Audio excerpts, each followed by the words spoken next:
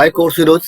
जैसे जैसे हमारा प्रोजेक्ट आगे बढ़ता जा रहा है और हम इसमें और ज़्यादा डीप डाइव करने वाले हैं।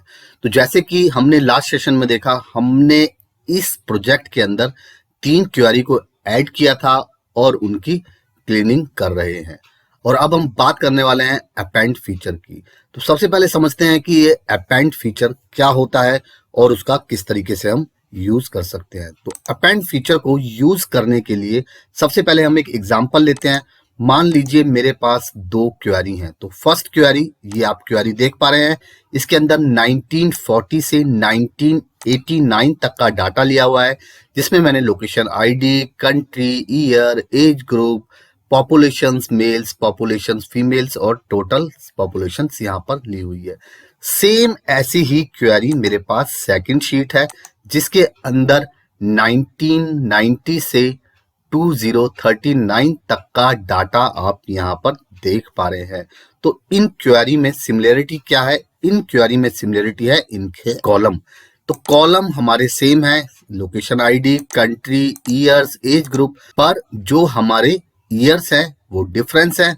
उसके अंदर 1949 से 1989 तक का डाटा था और इस क्वेरी के अंदर 1990 से 2039 तक का डाटा आप यहाँ पर देख पा रहे हैं।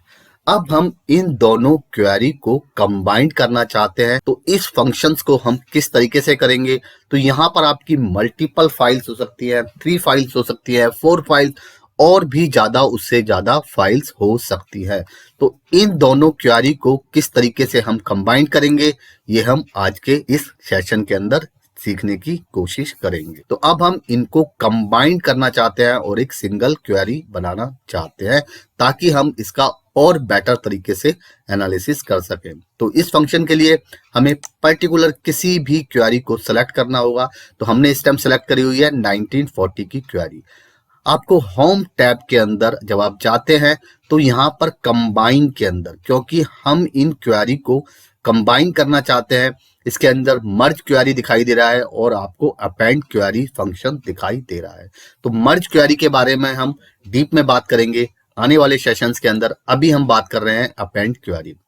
जैसे ही आप अपेंड क्वेरी के ड्रॉप डाउन मेनू पे क्लिक करते हैं, यहाँ पर आपको अपेंड क्वेरी दिखाई दे रहा है और अपेंड क्वेरी एज न्यू दिखाई दे रहा है। तो इन दोनों में क्या फर्क है? अपेंड क्वेरी का मतलब है कि हम इसी क्वेरी के अंदर कोई दूसरी क्वेरी को ऐड करना चाहते हैं, यानी कि पर्टिकुलर जो फाइल हमने सेलेक्ट की हुई है, ये फाइल हमारी सेम रहेगी और इस फाइल के अंदर हम दूसरी फाइल को अटैच करना चाहते हैं। पर जो सेकंड है उसके अंदर है append query as new. Append query as new के अंदर हम एक नई क्वेरी जनरेट करेंगे और उसके अंदर इन फाइलों को क्रिएट करेंगे, इन फाइलों को कंबाइन करेंगे। तो देखते हैं सबसे पहले append query as a new. तो जैसे ही मैं append query as a new पे क्लिक करता हूं तो मेरी एक विंडो ओपन होके आती है। तो इस विंडो के अंदर आप देख पा रहे हैं 2 टेबल्स को कनेक्ट कर सकते हैं और 3 मोर टेबल्स को भी हम इसमें कनेक्ट कर सकते हैं। तो फर्स्ट टेबल्स जो हमने सेलेक्ट की हुई थी वो हमारी यहाँ पर दिखाई दे रही है। अगर मैं 3 पे क्लिक करता हूं तो आपको इस तरीके से विंडो दिखाई देगी। फर्स्ट क्वेरी आपकी ऑटोमेटिक सेलेक्ट हुई पड़ी है और सेकंड और थर्ड क्वेरी को यहाँ पर आप मूव कर सकते हैं। अभी हम देखते हैं 2 टेबल्स को लेके।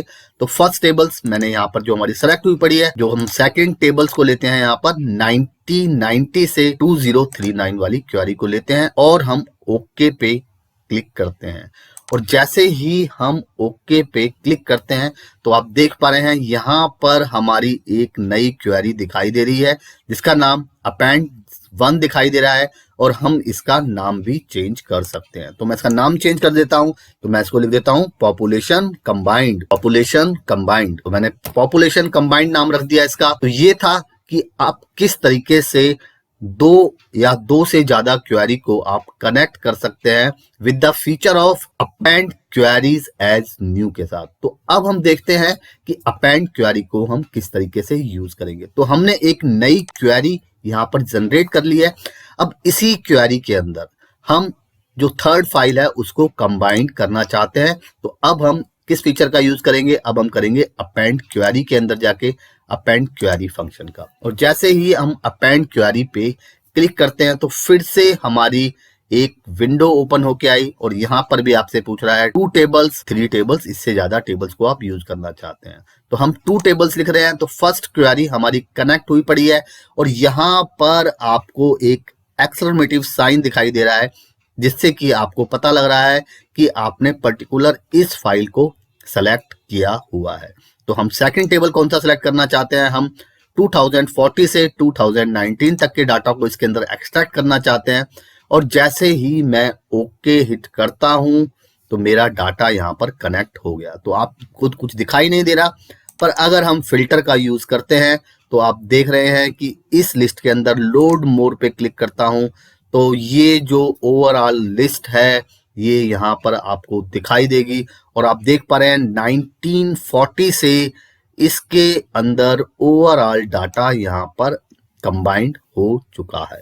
तो दोस्तों ये था कि आप डिफरेंस फाइल्स को किस तरीके से कनेक्ट कर सकते हैं। इसमें सबसे ज्यादा ध्यान रखने वाली बात क्या है कि हमारे जो कॉलम्स के हेडर्स हैं वो हमारे सेम होने चाहिए। तो दोस्तों यहाँ पर इतना ही, हम अपने कोर्स के प्रोजेक्ट का पहला बड़ा स्टेप ले चुके हैं। देखते हैं हम नेक्स्ट सेशंस के अंदर और ज्यादा क्या इसके अंदर कर सकते हैं। Thank you very much friends.